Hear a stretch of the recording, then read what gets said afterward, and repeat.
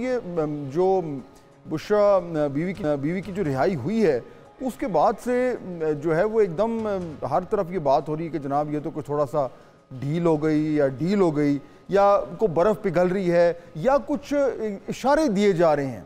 پاکستان تحریک انصاف کی طرف کے، کیونکہ 26ویں ترمیم تو اب ہو گئی ہے پاس اور معاملات تو اب سیٹل ڈاؤن ہو رہے ہیں۔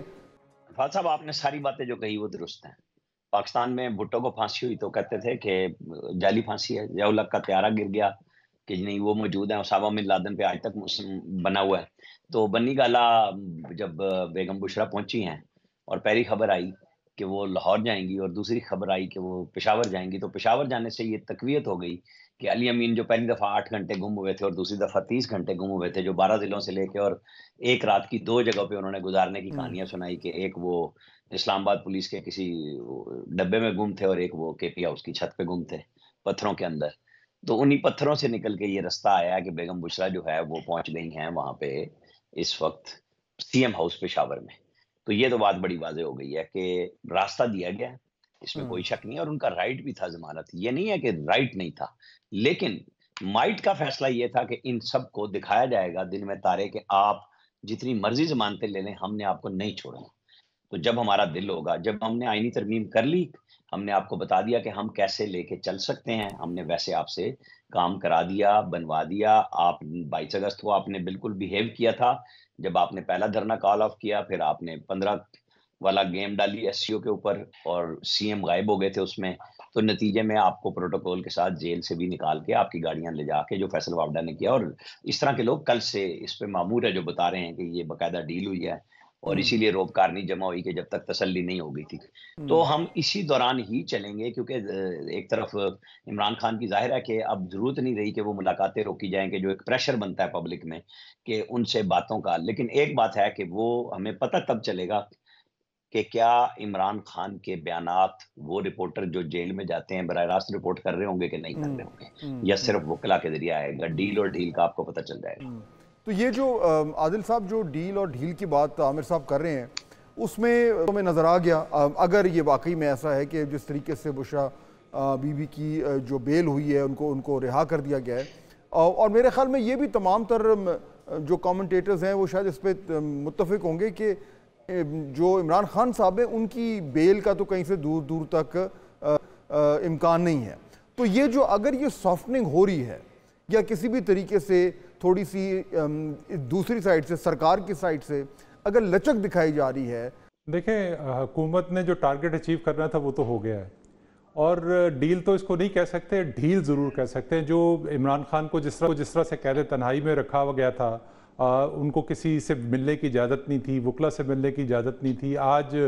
عدالت کے حکم پہ وکلا سے ملاقات بھی کرا دی گئی، اور پھر ایک میڈیکل بورڈ جو ہے ان کی صحت کے حوالے سے بہت سارے تحفظات تھے تحریک انصاف کے، اور وہ ایک پروپیگنڈا جو چل رہا تھا، اب عدالت کے حکم پہ جو ہے وہ میڈیکل بورڈ بھی بلایا جا رہا ہے۔ جو اس میں سب سے اہم چیز ہے کہ ان کا جو پرسنل مالج ہے ان کو اس میڈیکل بورڈ میں شامل کرنے کا حکم دیا گیا ہے۔ اور دوسری چیز یہ ہے کہ بشرا بی بی 9 ماہ کے بعد جو ہے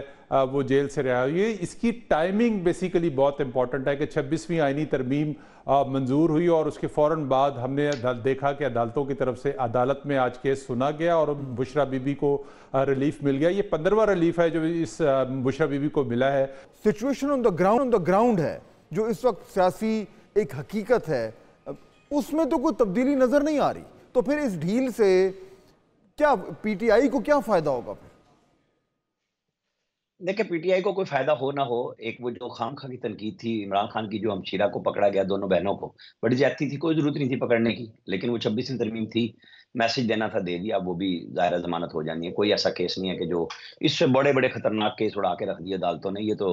جوڈیشل اتنے دن قائم کر دیا، تو جو طے تھا وہ ہو گیا، اب آگے بھی ہوگا۔ میں آپ کو بتاؤں، میڈیکل بورڈ بنا نا، ڈاکٹر فیصل سلطان اس میں موجود ہیں، تو ذہن میں رکھیے گا کہ عمران خان نے یاسمین راشد ڈاکٹر صاحبہ کو نہیں مانا تھا نواز شریف کے میڈیکل بورڈ میں کہ وہ وزیر صحت تھی ان کی،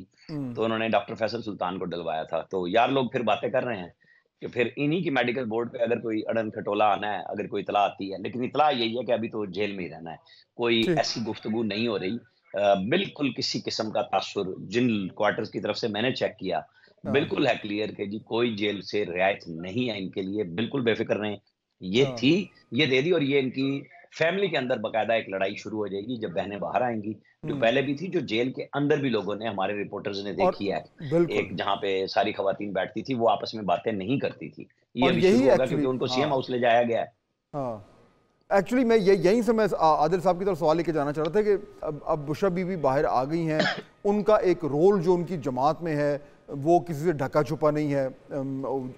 چاہے وہ ڈیجیٹل سوشل میڈیا کے معاملات ہوں، چاہے وہ دیگر معاملات ہوں. تو ایک تو یہ تاثر بنتا ہے عادل صاحب کی جی ان کے باہر آنے سے اب وہ زیادہ انوالو ہوں گی. دیکھیں بشرا بی بی کے بہت ساری آڈیو جو لیک ہوئی تھی جس میں وہ اپنی سوشل میڈیا ٹیم کو ٹرولنگ کے لیے ہدایات دے رہی تھی، تو ان کا سوشل میڈیا کی حد تک اور بہت ساری شخصیات کی ٹرولنگ کی حد تک تو بہت اہم کردار رہا ہے، اور ان کی ہدایت کے اوپر ان شخصیات پر کیچڑ اچھالا جاتا رہا ہے. گو کہ پارٹی پالیسی کچھ بھی ہو، لیکن ان کا کسی نہ کسی حد تک جو ہے وہ انفلوئنس چیزوں کے اوپر ہے. اب اصل چیز یہ دیکھنی ہے کہ وہ ایک تو انہوں نے پشاور کا رخ کیا، تو اس کا مطلب یہ ہے کہ وہ ایک پروٹیکشن میں چلی گئی ہیں کے پی گورنمنٹ کی، اور وہاں سے بیٹھ کے اب وہ کس طرح سے پارٹی کے اندر جو ہے ان کی انوالومنٹ ہوتی ہے، کیونکہ پارٹی جو ہے وہ مختلف دھڑوں میں بٹی ہوئی ہے، اور سب سے زیادہ انفلوئنس جو اس وقت اس تحریک انصاف پہ نظر آتا ہے وہ جو بگوڑے ان کے ہیں تحریک انصاف کے، جو بیرون ملک بیٹھے ہوئے ہیں، وہ جن کی خواہش ہے کہ پاکستان کے اندر جو ہے وہ انتشار پھیلے. میں دونوں مہمانوں کو شکریہ ادا کرنا چاہوں